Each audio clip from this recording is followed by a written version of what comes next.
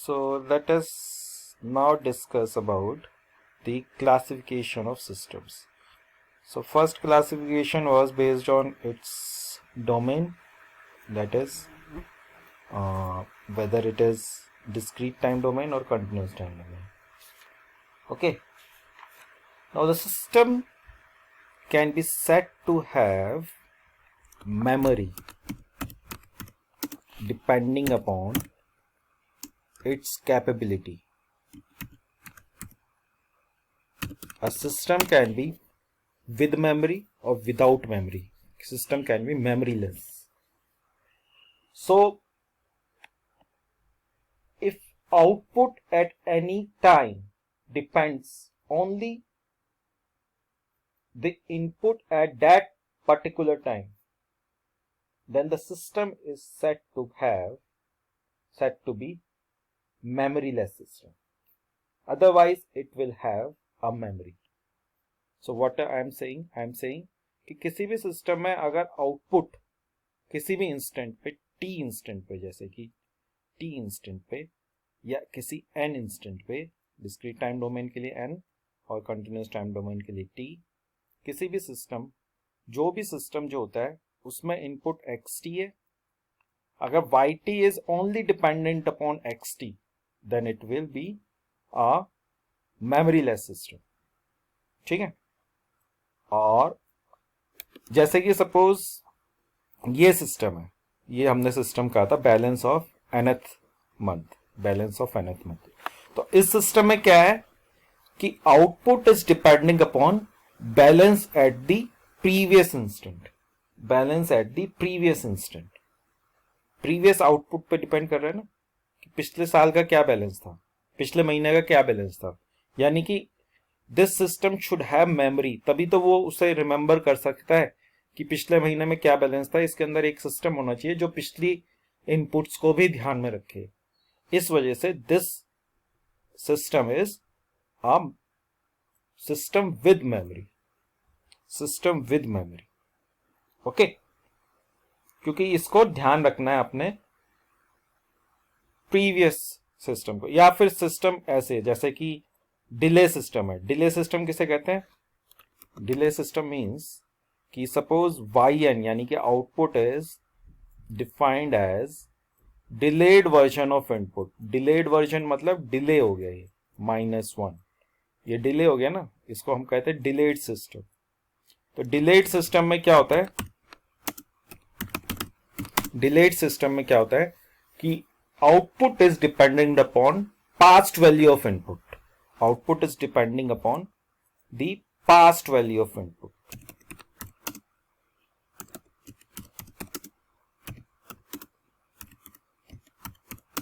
Output is depending upon the past value of input. Therefore, this system is said to be a system with memory. इसको ऐसे कह सकते हैं, system with memory, या it is not a memoryless system.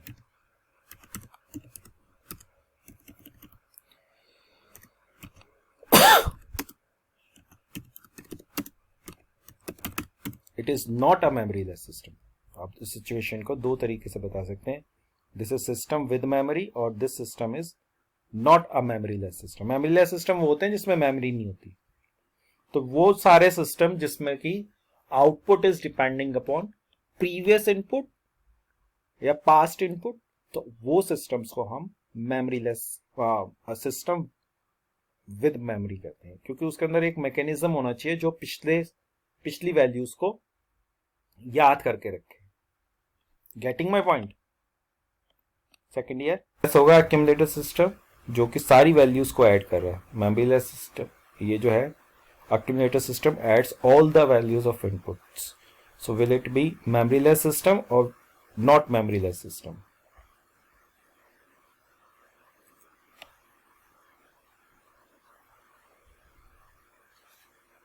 It will be system with memory, क्योंकि इसको पिछली values को रिमेंबर रखना पड़ेगा. ऐसे ही कैपेसिटर जो सिस्टम होता है, कैपेसिटर क्या करता है? Capacitor is basically, capacitor voltage if we take capacitor voltage as the output, then capacitor voltage can be written as 1 by C minus infinity to t x of tau d tau. This is capacitor. Capacitor का अगर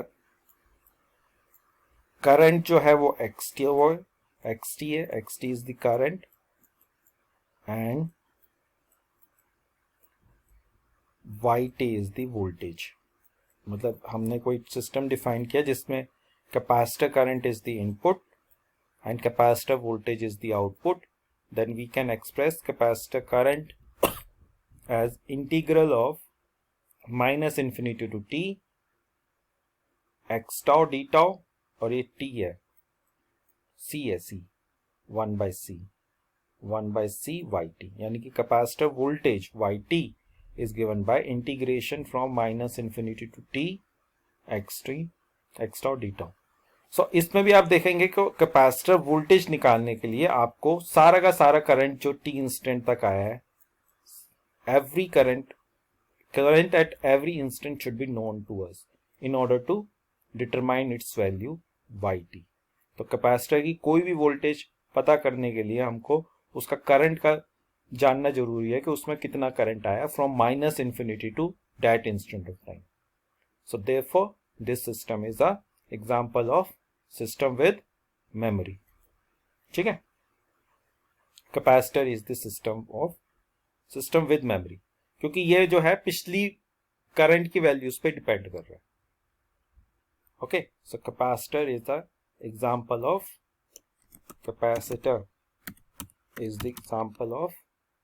system with memory. So capacitor is not memoryless system. Okay, capacitor is not memoryless system. Register जो होता है register में जो current होता है वो क्या होता है? Voltage at any instant of time can be written as current at that instant of time. ठीक है, तो अगर मैं वोल्टेज को आउटपुट कह रहा हूं, voltage is the output, current as the input,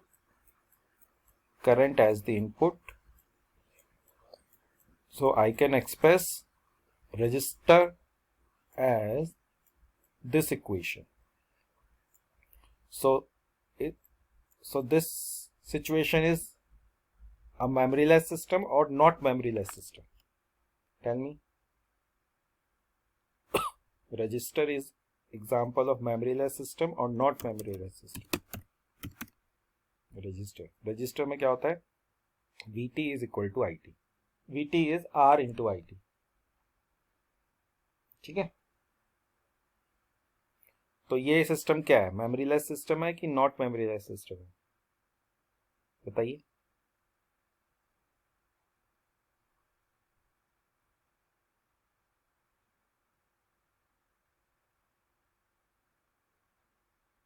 Anybody? Register is a memoryless system. There is a system which is called identity system. Identity system क्या होता है कि उसमें जो इनपुट होता है वही आउटपुट होता है, यानी कि yn is simply same as xn.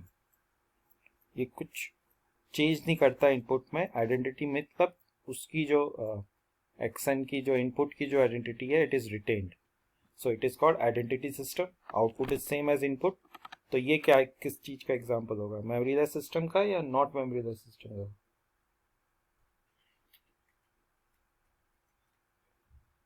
बताइए.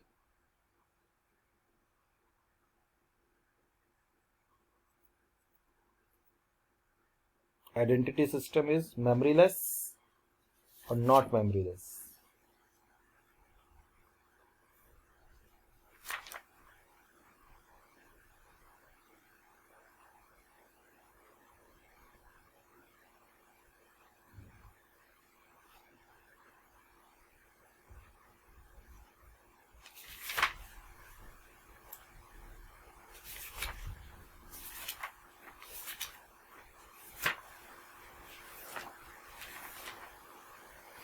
सही है।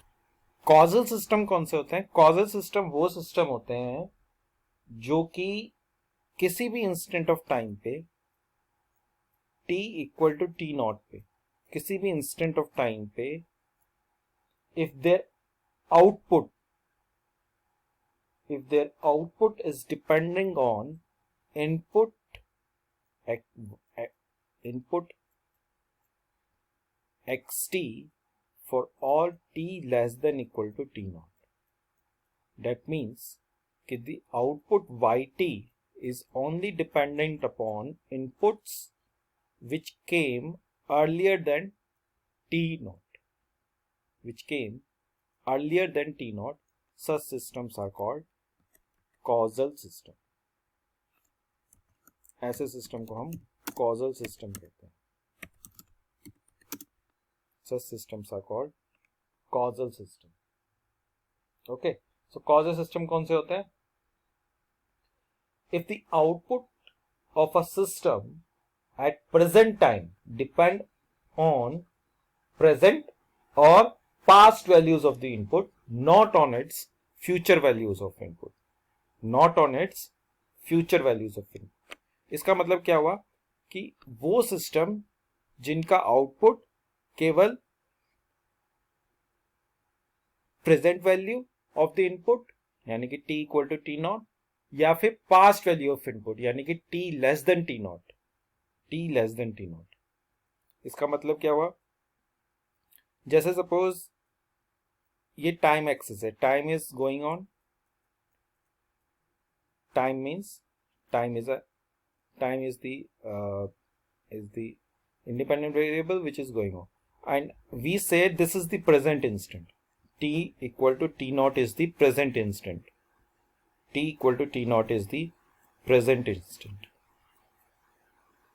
It is present instant.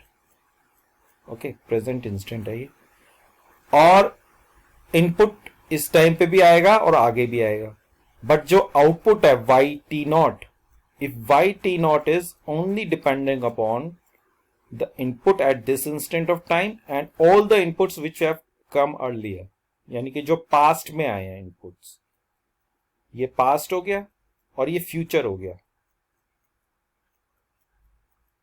ये पास्ट हो गया, ये फ्यूचर होगा. अगर ये प्रेजेंट है, t equal to T naught is present, then इससे पीछे वाला पास्ट हो गया, इसका पीछे वाला आगे वाला फ्यूचर हो गया. तो अगर input is only output is only dependent upon present instant of time and past values of the input, then the system is said to be causal. अगर वो फ्यूचर वैल्यूज ऑफ इनपुट पे depend करता है, then it is called non causal system. If output at instant of time t naught is depending upon the future values of input, then such systems are called non-causal systems. ठीक है? जैसे कि capacitor हो गया, capacitor हमने किया था ना, ये सॉरी हाँ ये कैपेसिटर में क्या है, ये माइनस इंफिनिटी टू टी हमको इंटीग्रेट करना पड़ता है, but t is the instant जहां पे हमें निकालना है. तो capacitor is example of causal system और या नॉन कॉजल सिस्टम, बताइए चैट बॉक्स में लिख के. Capacitor will be causal system. Similarly register जो है ये कॉजल सिस्टम होगा कि नॉन कॉजल सिस्टम होगा? रजिस्टर, क्योंकि register is depending upon present value of input. So register is example of causal system या नॉन कॉजल सिस्टम. क्योंकि ये प्रेजेंट वैल्यू पे डिपेंड कर रहा है, इसका मतलब ये कॉजल सिस्टम होगा. So all the memoryless systems are causal systems, but all causal systems are not memoryless. Underline this, memoryless systems are always are causal system, क्योंकि वो प्रेजेंट वैल्यू ऑफ इनपुट पे डिपेंड करते हैं. But जो causal system है वो past value पे भी कर सकता है, फ्यूचर पे नहीं करेगा लेकिन पास्ट पे कर सकता है. So every memoryless system is a causal system. Similarly, accumulator is also a causal system because it is depending upon the past values of input and the present value of input, not on the future value of input. Therefore, accumulator is also an example of a causal system. Getting my point? Second year.